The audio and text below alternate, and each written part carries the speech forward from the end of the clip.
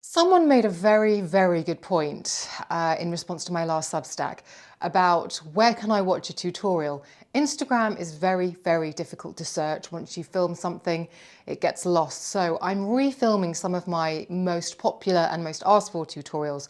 The first one being the how do you use the Philip Kingsley elasticizer to keep your hair conditioned, soft, all of those things.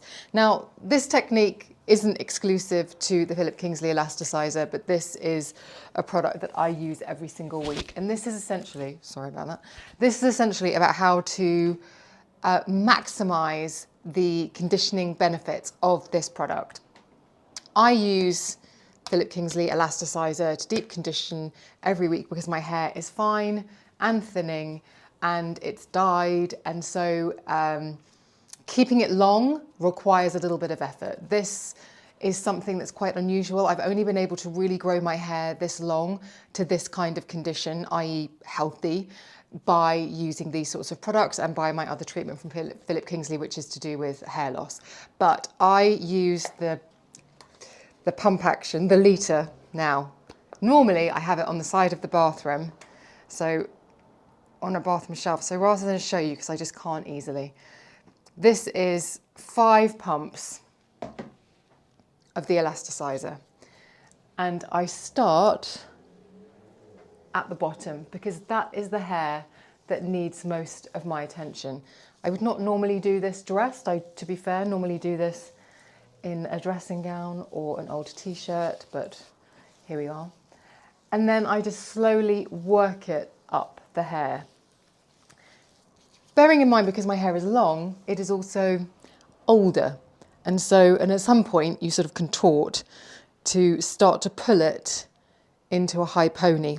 And by doing this, I'm also capturing the underneath of my hair, and I'm making sure that whatever is on the palms of my hands is also coating. Now, I don't really want to deep condition from the root because my hair is so fine and thinning. I don't want to weigh it down. The real emphasis here is to coat the mid-lengths and ends. So I shall go into a lunge position in order to show you. Now, that feels really beautifully saturated. So then what I do is I grab it into a ponytail and begin to twist, and then keep twisting. Because there's quite a lot of condition on there, it will stick. This is the important bit. This is the cling film. Now, I feel as though using a little bit of cling film to really keep that product in, to keep the heat in, allows for maximum penetration and maximum benefit. And so for that reason, this is what I do. Now, I was saying in my Substack that, although cling film does like to mess with you, doesn't it? I was saying in my Substack that I have been using this, wrapping my hair in cling film, which it's not the easiest thing to do. I find that if you take the top and sort of push it nearer that end, and then hold that taut, and then sort of capture that bit that you've sort of tucked, then just pull and separate, and then all of that will be covered. That does a perfectly adequate and sufficient job.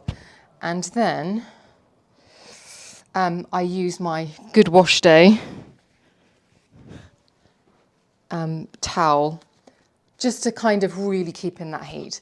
Now, I have been saying in my Substack that I have been putting this on, sleeping in it overnight, brushing it through in the morning, going to the gym, getting a bit hot and sweaty, and then washing it out.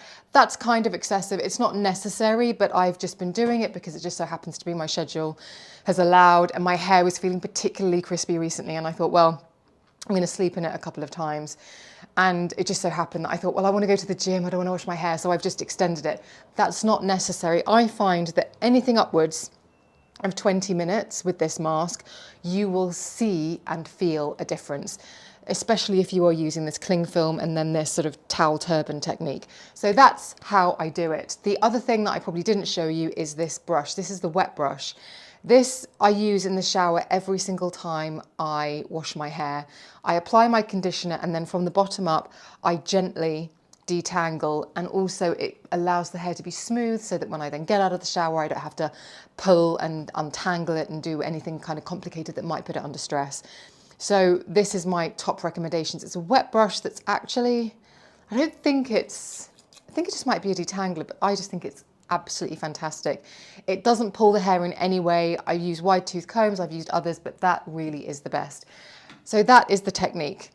Slather your hair, start from the bottom up, move it into that high pony, making sure all the while that you're coating as much of the hair as possible, twist it into a bun, get that cling film over the top, secure it with a towel turban. This is the Good Wash Day one. Go about your business. I'm now going to sit and answer some emails and do some editing, and then I've already showered, but I will tip my head over the bath, wash this out, blow dry as normal, boof, on my way. But my hair will feel and look stronger and be a little bit more resilient as a result of this. I encourage anyone who wants to use this to just buy the litre sizes. There's a brilliant subscription offer on the website as well at Philip Kingsley, so you can just kind of auto rebuy.